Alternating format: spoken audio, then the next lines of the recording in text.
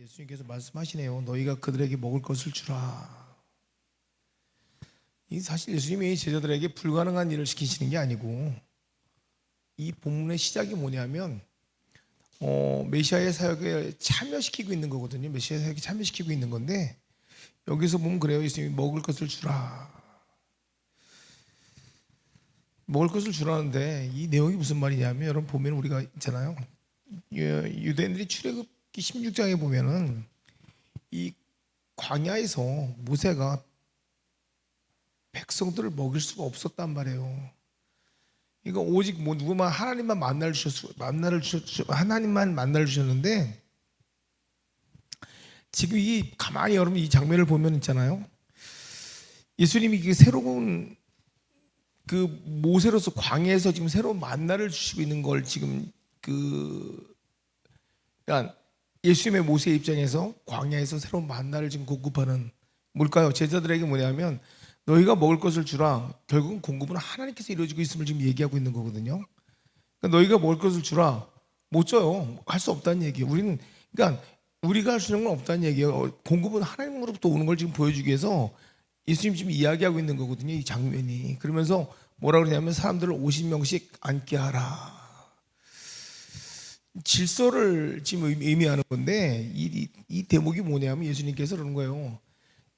모세가 출애굽기에서 18장에서 보면 천부장, 백부장, 50부장, 10부장 이런 식으로 조직해갖고 쫙 서열을 맞췄듯이 예수님이 지금 광야에서 이스라엘을 지금 다시 세우는 장면이거든요. 이게.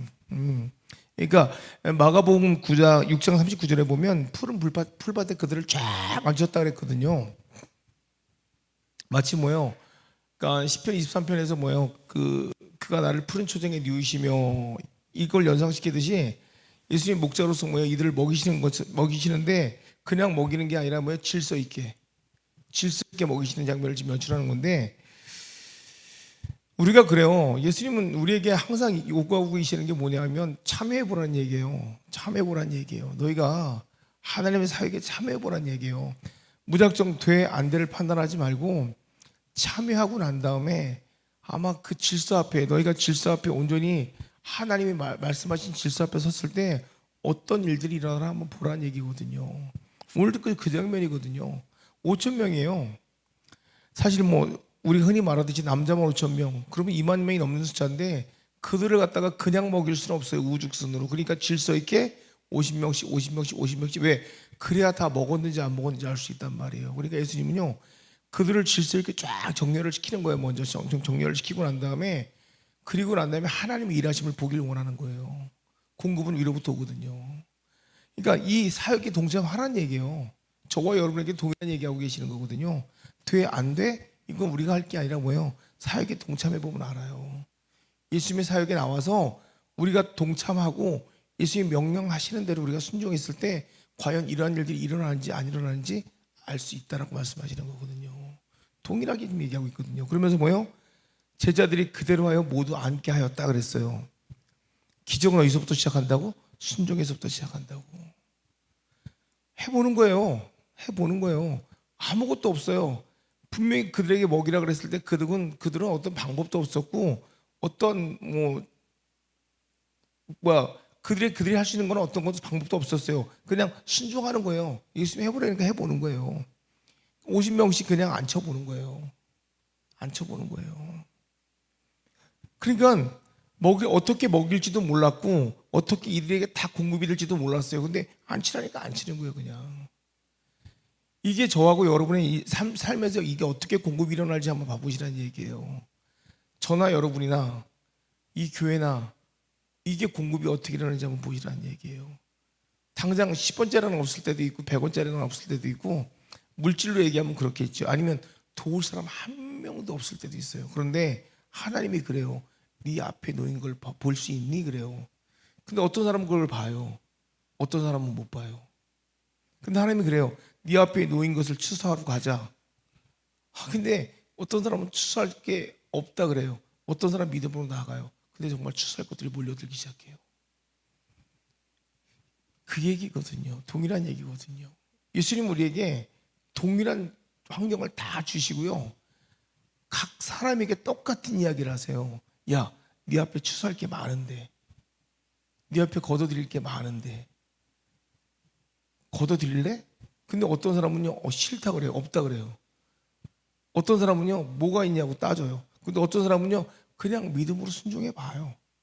근데 신기하게 그 사람들은요, 하나님께서 공급의 법칙대로 뭐요? 공급을 주신다는 얘기예요. 내가 원했던 것 이상의 공급의 법칙을 주세요. 근데 그 서두에 앞에 하나님께서 하시는 얘기들이 있어요. 네가 이 공급을 통해서 뭐예요? 세워야 될 자들이 있어. 먹여야 될 자들이 있어. 그래서 내가 너에게 이 공급을 주는 거야. 근데 믿어지나? 자, 먹여야 될 자들도 안 보여. 세워야 될 자들도 안 보여. 아무것도 안 보여. 근데 하나님이 네 앞에 추수할 게 많대. 이들을 위해서, 이 추수할 자를 먹이기 위해서 너는 너에게 공급을 주겠대. 근데 어떤 이들은 믿어. 그러니까 끝도 없이 공급이 되는 거야. 어떤 사람은 안 믿어. 그러니까 되는 것도 안 돼. 결국은 다 끊겨. 툭툭 끊겨. 그러니까 세상이 좋아. 세상이 나를 반겨. 세상이 뭐해? 나에게 더 좋은 조건인 것 같아. 그러면 그쪽에서 오는 것들이 나에게는 더 이득이 돼 보인단 말이야. 그러니까 세상적으로 간다는 거지. 근데 아무것도 없어 보이면서 하나님이 좋아. 하나님의 공급이 맞아. 하나님께 의뢰하다 보니까 공급이 더 커지는 거야. 이게 지금 그 법칙이에요, 사실 어떻게 보면. 그래서 16절에 어떻게 나오냐면, 예수께서 떡 5개와 물고기 2마리를 가지사 하늘을 우러러 축사하시고 떼어 제자들에게 주어 우리에게 나누어 주게 하셨다, 이렇게 돼 있단 말이에요. 4개의 동사가 나오죠. 받으셨어요, 축복하셨어요, 떼셨어요, 그 다음 뭐요? 주셨어요. 이 4개의 동사가 바로 예수 그리스도의 사역을 나타내는 거거든요, 사실은. 요거는 최후의 만찬에서 똑같이 뭐요? 떡을 가지시고 감사하시고 떼시고 그들에게 주시고 똑같아요. 바뀌잖아요. 엠마오 때도 그래요. 엠마오 때도. 무슨 말이에요? 하나님은요, 먼저 사람이 가진 것을 먼저 받아요. 그 다음에 뭐요? 마치 뭐요? 모세의 지팡이처럼, 소년의 도시락처럼, 가부의 랩돈처럼, 이 오병이어의 떡처럼 자꾸 부족한 거지만 뭐요? 하나님께 먼저 드려질 때 뭐 한다고? 역사한다고. 먼저 받아요. 하나님 일단요. 저와 여러분 동일해요. 나오는 사람부터 받아요.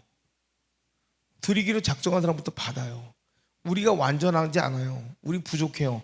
턱없이 부족해요. 근데 하나님 신기하게 돼 있잖아요. 하나님 앞에 나오고자 하는 사람부터 받아요. 이거는 순수한 드림이에요. 대가를 바라는 게 아니라 뭐예요? 그냥 내가 가진 게 없기 때문에, 내 능력이 안 되기 때문에 하나님께 다 전적인 의뢰하는 거거든요.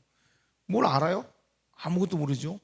오병이어 때 그 어린아이가 뭘 알겠냐고, 무슨 조건 알겠냐고. 드려라 뭐예요? 드리는 거예요. 그냥 드린단 말이에요. 그러니까 뭐예요? 그 다음에 축사하잖아요. 감사하잖아요. 사실 유대인들은요, 식사기도가요, 음식을 축복한다 아니에요. 음식을 축복하는 게 아니라 원래대로 얘기한다면 하나님을 찬양하는 기도를 먼저 하거든요. 이들의 방법은요, 떡보다 뭐요? 하나님께 먼저 감사한다는 얘기예요. 이들의 습관이 그렇습니다. 근데 예수님 봐봐요. 풍성해서 감사했나요? 풍성해서 감사한 게 아니에요. 부족했단 말이에요. 부족했는데 감사했잖아요. 감사했는데 여러분, 우리가 이걸 알아야 돼요. 축복이라는 것은 있잖아요. 축복이 떡을, 우리가 그래요, 축복이 떡을 변화시키나요? 아니에요. 여러분, 하나님께서 여러분에게 축복하시면 여러분이 바뀐다고 생각하나요? 아니요. 여러분이 하나님 뜻 안에 있을 때 바뀌는 거예요. 축복은 여러분을 변화시키지 않아요. 똑같아요. 축복은 떡을 변화시킬 수가 없어요. 뭐예요? 하나님 뜻 안에 둘 때 그게 바뀌는 거예요. 그때 변화가 일어나는 거예요. 그래서 아까 제가 서두에 그랬잖아요. 똑같은 조건에 하나님 똑같은 걸 제시한다고. 근데 어떤 사람은 그냥 무식하게 믿어요. 그게 하나님 뜻이겠지 하고 믿고 들어온다고요.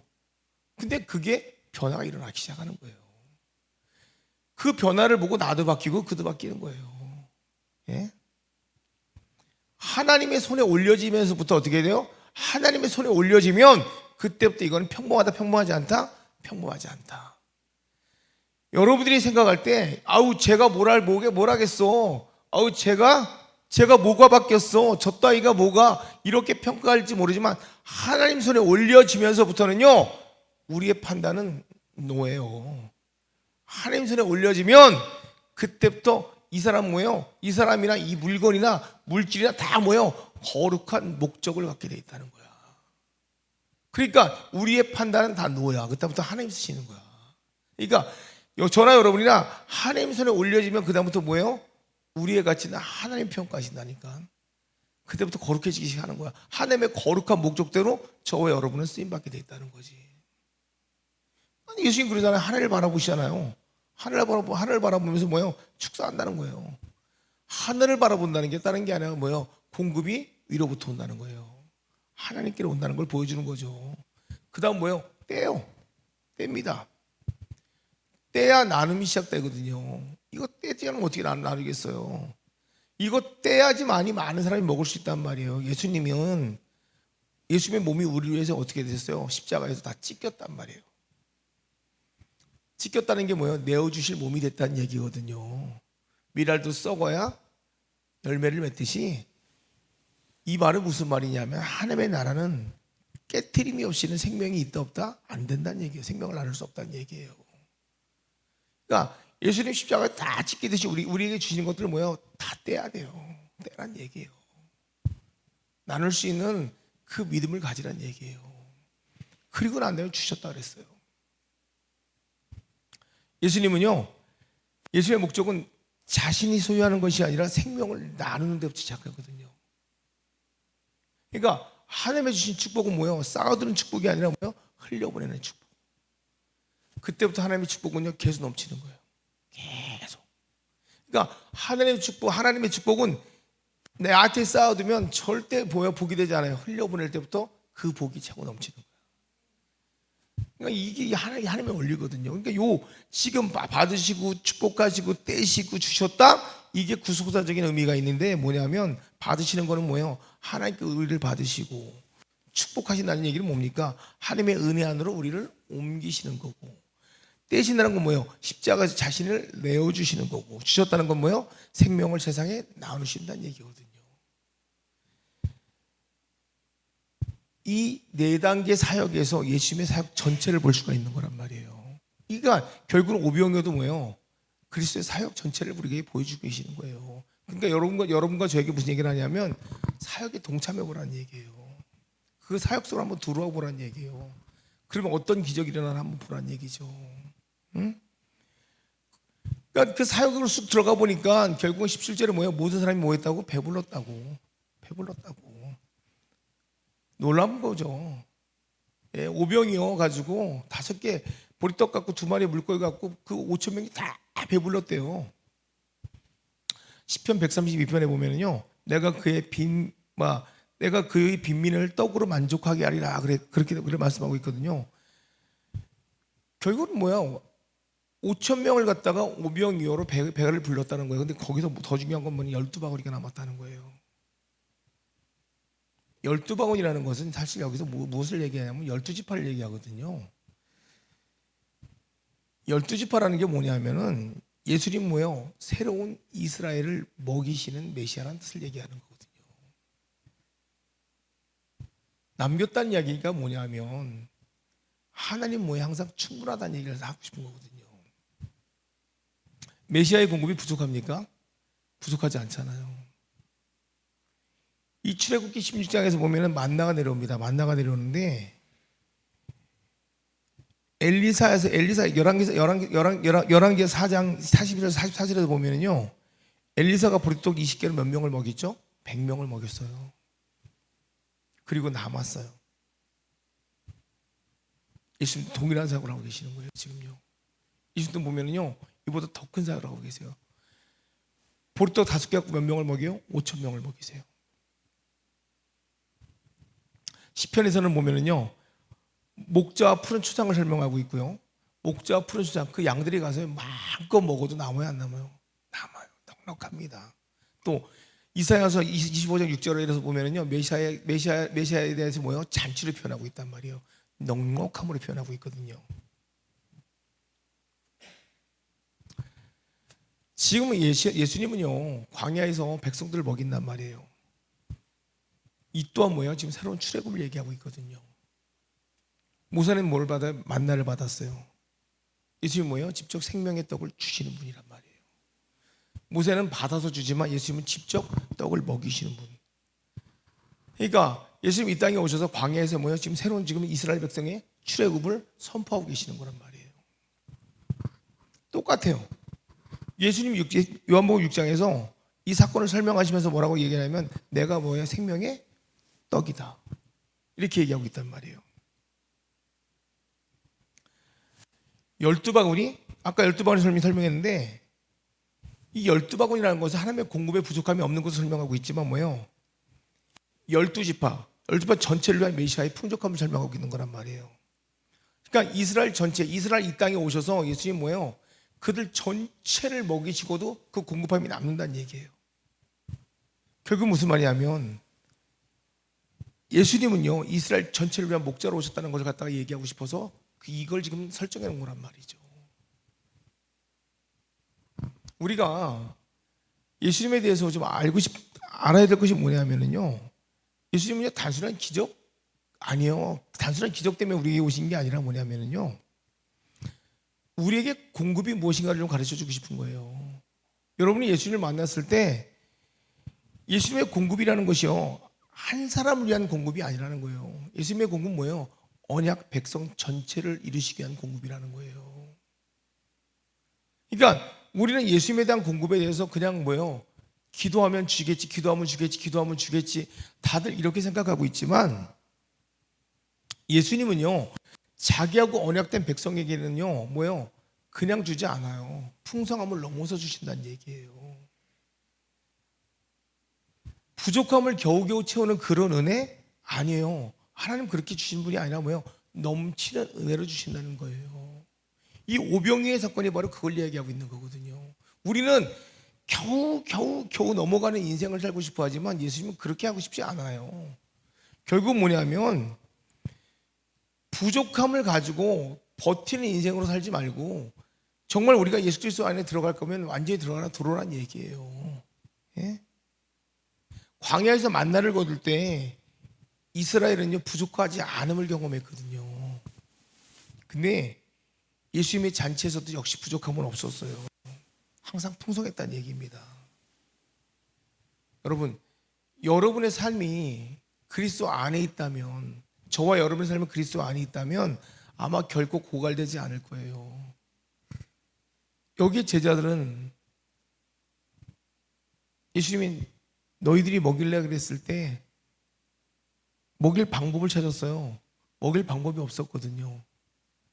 유일하게 이곳에 남아있는 것들을 얘기했거든요. 지금 여기 있는 것은 뭐요? 보리떡 5개와 물고기 2마리밖에 없다고 분명히 얘기했거든요. 예수님이 그거라도 가지고 오라 그랬거든요.